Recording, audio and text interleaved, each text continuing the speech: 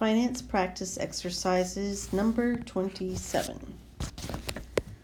Says compute the first 3 months of an amortization table for the loans described. So the mortgage principal is $205,900 with a 4 8/10% rate, and the monthly payment is $1,336.20. And as we said in class, sometimes it's a really good idea to put this amount right here in storage. I'm sorry, let me get the pen here activated. And that's the worst arrow on the planet.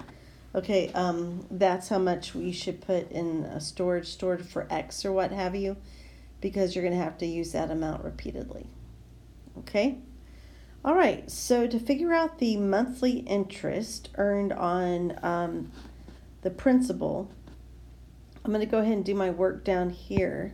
We're going to take that $205,900, that's your interest, your principal, sorry, times rate is 0.048, and our time is just 1 month, so 1/12. And we get $823.60. Now this is where that monthly payment comes into play. This is how much of your monthly payment is interest. Now we need to figure out how much of it is principal. So $1,336.20 minus the $823.60 that you just got gives us the $512.60. And then this is how much we are going to pay off of our principal on that monthly payment. So all of this doesn't go to pay off principal. This is the only amount that goes to pay the principal.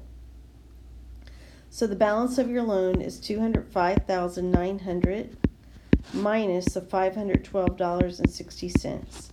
And we're going to end up with a new balance of our loan, which is $205,387.40. Okay, so now for our next line, that is our new principal. So principal times rate times time means we're going to pay $821.55. That makes sense because we are paying on less principal. Okay, so let's subtract that amount from our monthly payment.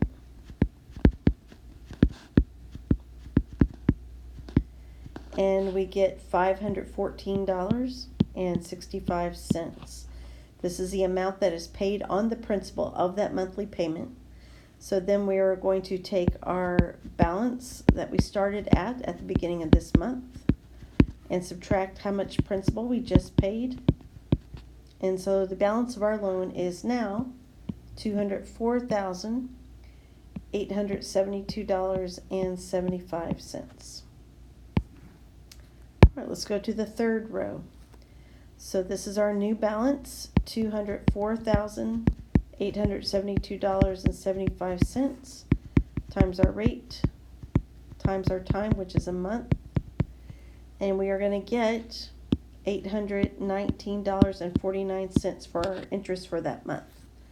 Subtracting that from our monthly payment, we'll figure out how much we're paying on principal.